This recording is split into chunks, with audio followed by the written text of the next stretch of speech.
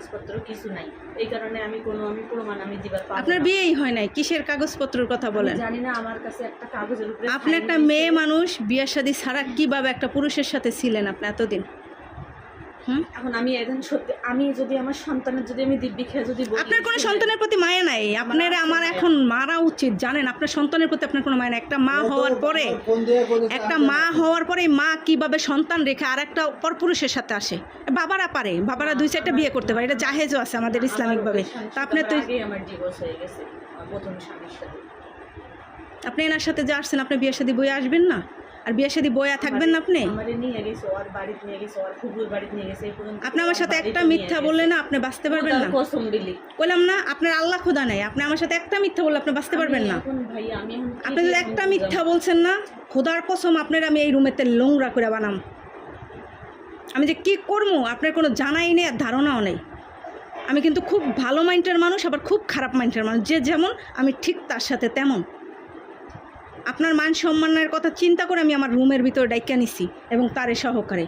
আমি কিন্তু রাস্তায় বের করি না আপনাকে। একটা কাগজের উপরে সাইন নিছে, কিন্তু আমি জানি না যে কি কাগজে সাইন। এটা আমার দেখার বিষয় না। সাইন আমি ওনার থেকেও রাখবো, ওটা কোনো সাবজেক্ট না। কাজী অফিসে যাইতে হবে, বিয়ে করতে হবে, তারপর একটা পুরুষের সাথে থাকতে হবে। আপনি তো কোনোটাই করেন নাই, করছেন? তাহলে আপনি এই কাজটা যেন করছেন কেন? আমার কথা শুনেন, ওই যে আমি ওইটাই ভাবছি যে ও তো আমার কাছে কাগজের মধ্যে সাইন নিছে, মানে ও বলছে যে আমার এখানে পরিচিত এক লোক আছে। তো আমি ভাবছি যে এখানে মনে হয় আপনার অন্য জায়গায় বিয়ে হয়েছে, আপনার সন্তান আছে, কয়টা আছে? ছেলে না মেয়ে? একটা ছেলে আছে। কত বছর বয়স? 5 বছর একটা ছেলে আছে। আপনি তো আর বাচ্চা না, বাচ্চা আপনি তো বাচ্চা না, কচি খুকিও না।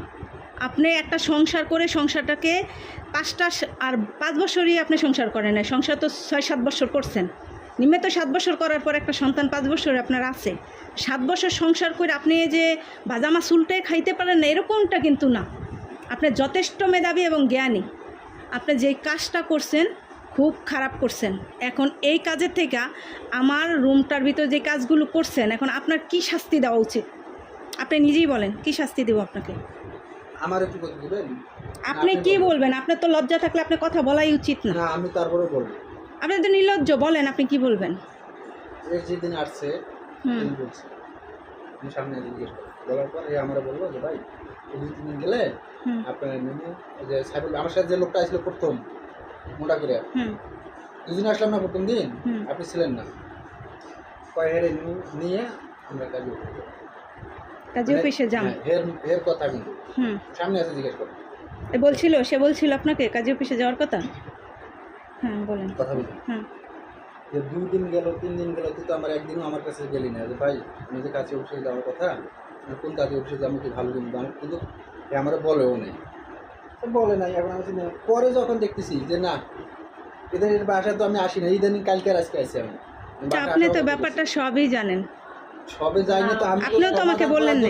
আপনি তো আমাকে বলেন না। কথাটা বলি, আমি সমাধান করার জন্য তো জিনিসটা কইছি, 1000বার কইছি যে এইভাবে কিন্তু হয় না। একটা মেয়ের মেন হচ্ছে তার ইজ্জত, সেটাই যদি নিলাম হয়ে যায়, সে মেয়ে বাঁচতে এর তো মান ইজ্জতের কোনো ভয় নেই।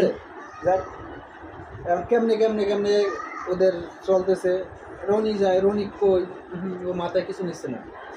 অলরেডি বিশ্বাস করবেন কিনা, যে কাঠের উপর আছি, রনি গেছে, বাইসে গেছে, কালকে কিন্তু বিধম মার খাতে রনি। পোলাপানের জন্য? হ্যাঁ, পোলাপানের মার দিতে বিধম দুর্গম করে। এদের চলাফেরা খারাপ। আমার বাসাটারে খুব নোংরা বানায় লাইছে। এখন ভাই এটা যে পুলিশের বাসা, এত নোংরা করছে এরা, মানিজ্জত মানে আমাদের আর রাখে নাই। ওদিকে যাহা হয়ে গেছে গেছে। এখন শিমু আবার কি করছে, রুম পরে কথা কি বলছে? আপু বলছি, ওই আমারে ফোন দিছিল, দেওয়ার আসবে সেটা আমি জানি না, কিন্তু ফোন দিয়ে বলছে যে রুম ছাড়িয়া চলে আসো।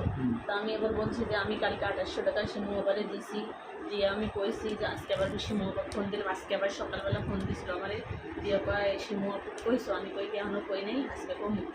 পরে তো আপু ফোন দিয়ে কইলাম যে আপু আমি তো 1 তারিখে যাবো। তো আপু বললো যে আমাদের বাসার তো নিয়ম না যে এভাবে যাওয়া যায় না, দিলে 2 মাসের ভাড়া দিয়ে যাওয়া লাগে এখান থেকে। তো আমি এবার বললাম যে আচ্ছা তাহলে ঠিক আছে, তাহলে আমি 1 তারিখ পর্যন্ত থাকি, তারপরে ওই সামনের মাসের ভাড়া দিয়ে আমি যাবো। সামনের মাসে না, কথা হচ্ছে এই মাসেরটা দিয়ে দিছি। এই মাস বাদ দেন, আপনি এটা বাদ দেন। আপনার কথাটা আমি বলি। ঢাকা শহরের নিয়ম তুমি যদি রুম ছাড়ো 1 তারিখে না করবে, 1 তারিখে না করলে তার মানে রানিং মাস, পরের মাসে 2 মাসের রুম ভাড়া দিলেই হবে। কিন্তু তুমি আজকে 11 তারিখ কোন হিসেবে তুমি না করতেছো এই কথাটা বলো। হিসাব কিতাব বাদ, এখন আমার কথা শোনেন। আপনি আগামী 2 মাসের ভাড়া দিয়ে আজকে আপনার বাসা থেকে বিদায় হবেন। আপনার মতো নোংরা লোক আমি আমার বাসায় অ্যালাউ করব না। This is final. আপনার মতো নোংরা মানুষ আমি রাখবো না।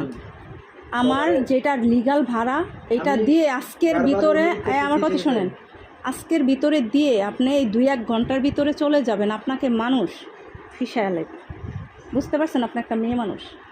আজকের ভিতরে আমার রুম ভাড়া দিয়ে আপনার যা টুকিটাকি আছে, বাইরেরও কোনো ভাড়াটিয়ার সাথে বলার প্রয়োজন নাই। আপনি এখন বের হইয়া আমার কথা শোনেন, আপনার কোনো কথা আমি শুনবো না।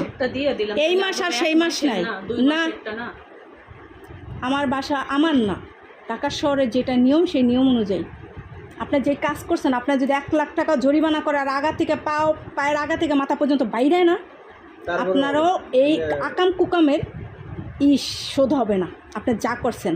কিন্তু আমি মানবতার দিকে তাকায় আপনার গায়ে হাত তুলি নেই, মানুষকেও জানাই নেই, জাস্ট আপনাকে রুমে রাখছি। এখন আপনি আমার আগামী 2 মাসের রুম ভাড়া দিয়ে, এটা তো দিয়েছেন থাকছেন দেখা, আগামী 2 মাসের রুম ভাড়া দিয়ে বেশি না সাম্পিং। এখন চুপচাপ চলে যাবেন এ বাসার থেকে, আর কোনো কথা নেই। আর যদি তা না দেন, আপনাতে কীভাবে নিতে হয় আর কি করতে হয় তার পরবর্তী ব্যবস্থা আপনি নিজের চোখে দেখবেন। ক্লিয়ার? বুঝতে পারছেন? এখন আপনার কিছু বলার থাকলে বলেন আমাকে। আমি আমার কর্ম, আমার কাজ, আমার ওই বাসায় এটা সেটা রাইখা আমি আপনারে পাহারা দিব না, ঠিক আছে? আপনি একটা ব্যক্তিগতভাবে একটা মেয়ে মানুষ, আপনি একটু চিন্তা করেন যে আপনি একটা সন্তানের মা, তার কাছে আপনি কি জবাব দিবেন? আমি অনেক বড় ভুল করছি ভাই। এখনো যদি আমার মাইরে যদি এখানে যদি লাশও বানায় ফেলান, তাও আমার আপনার স্বামী যদি না যাইতো এগুলো কেউ বুঝতেই পারতো না, এরকমটা ডিটেলস। আপনার স্বামী গেছে। আর দ্বিতীয়ত আমি আপনার ব্যাপারটা, আপনি আইসেন কয়দিন আজকে আমাদের বাসায়? 20-21 দিনের মতো। এই মধ্যে আমি আপনার ডিটেলসলি ঘাটতে যাইনি। কেন গাড়ি নিয়ে জানেন? এই জন্য গাড়ি নিয়ে আমার ভাড়াটি এড়ে নিয়ে আমার মাথা ব্যথার দরকার নাই। কিন্তু আমি এখন কেন ঘাটছি এটা জানেন? আপনার আমার সন্দেহ হয়েছে, এই জন্য দেখলেন আমি 1 মাসের অ্যাডভান্স নিয়েছি, সন্দেহ করছি। আর বাকিটা কালকে রাতে বের করছি ডিটেলসলি।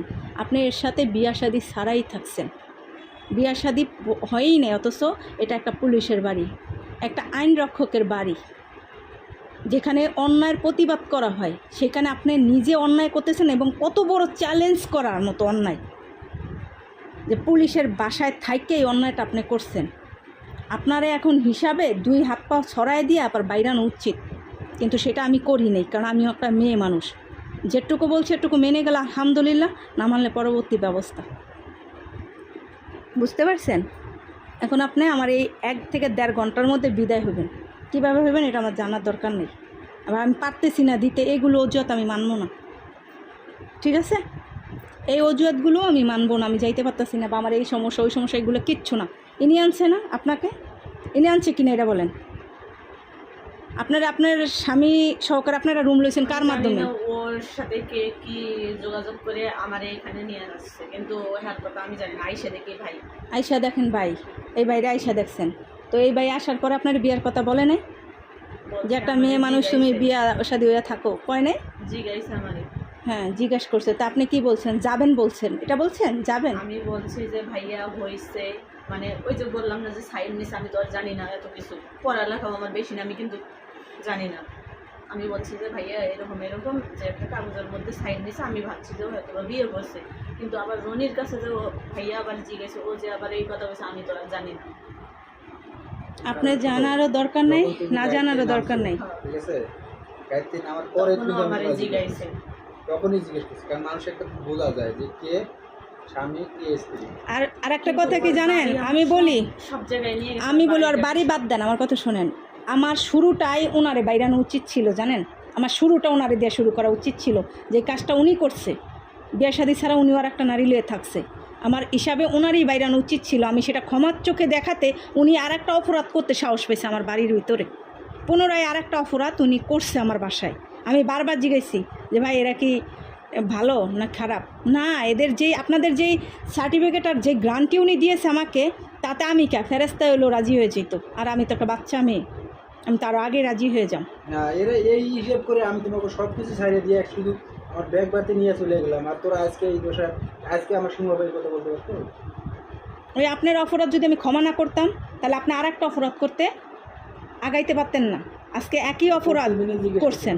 প্রথম দিনে জিজ্ঞেস করছি, 2-3 দিনের মধ্যে আমরা এটাই করবো। 2-3 দিন তো দৌড়টা 20-21 দিন হয়ে গেল। 2 মাসের কত ভাড়া? যেটা হয় 2800 করে ওইটাই দিবা। 2800 করে কত হয়? 5600।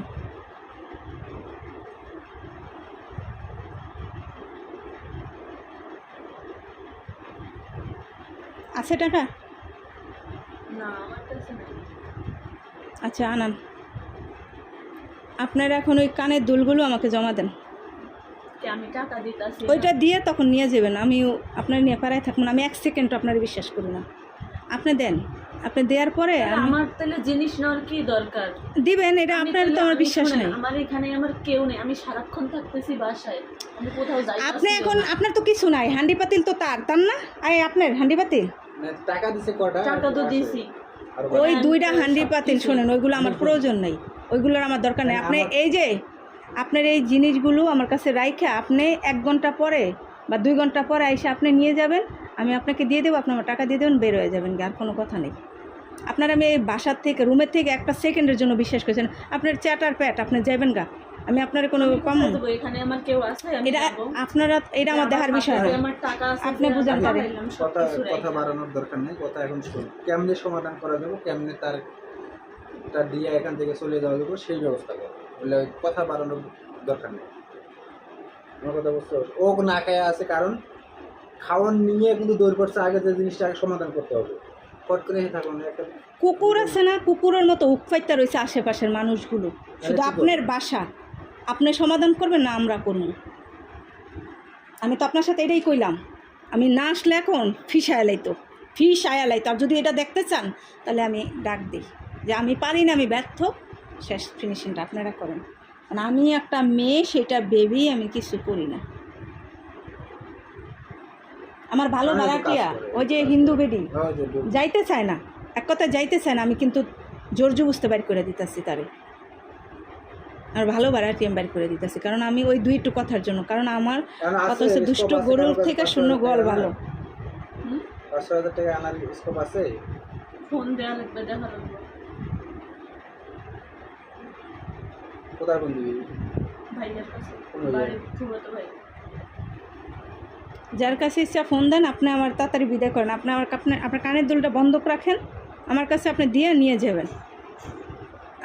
যাবেন, এবং আপনারা এতক্ষণ যা বলছেন আমার এই ঘরের ভিতরে সব ওই ল্যাপটপে আপনি এখন আপনারা দেখান, যা করছি যা হয়েছে সব আমার ওই ল্যাপটপের ভিতরে এখন আপনারা আমি দেখাই। এতক্ষণ যা হয়েছে, যা কথাবার্তা সব রেকর্ড হয়েছে, সব ভিডিও হয়েছে, কারণ এখন প্রমাণ, আইন হয়েছে অন্ধ, প্রমাণটা হয়েছে ইম্পর্টেন্ট। কি ভাই, এই যে আমাদের সব কথাবার্তা এবং সব কিছু রেকর্ড হয়েছে, মানে আপনার কানে দুলটা আমাকে দিবেন, এইটাও ভিডিও, একটু এখন দেখাই আপনারা বের করব, সব ইন টোটালি ভিডিও হয়েছে। চালু করেন, নাটক কম করেন, ঠিক আছে? নাটক করার সময় নেই এখন, কোনো নাটক পছন্দ হয় না। ছি, একটা মেয়ে মানুষ, মেয়ে নামের কলঙ্ক। 2 মাস আমি থাকলাম এই বাসায়, ও তো আসিয়া তো একটা অন্যায় হয়ে গেছে। 2 মাস থাকলাম, সিংহ বাবা আসি কইতে পারে নাই যে ভাই আপনি আর 2বার ইয়ে করলেন। একটা কোন জানোয়ারের পাল্লা পাড়া দিয়ে আসছে আমার এই পাপ কখনো বাপকে ছাড়ে না, এটা মনে রাখবেন। তোর বাড়ি হলো আজিতমারি, আর তো ওই সারার বাড়ি হলো ইয়া ভাইয়া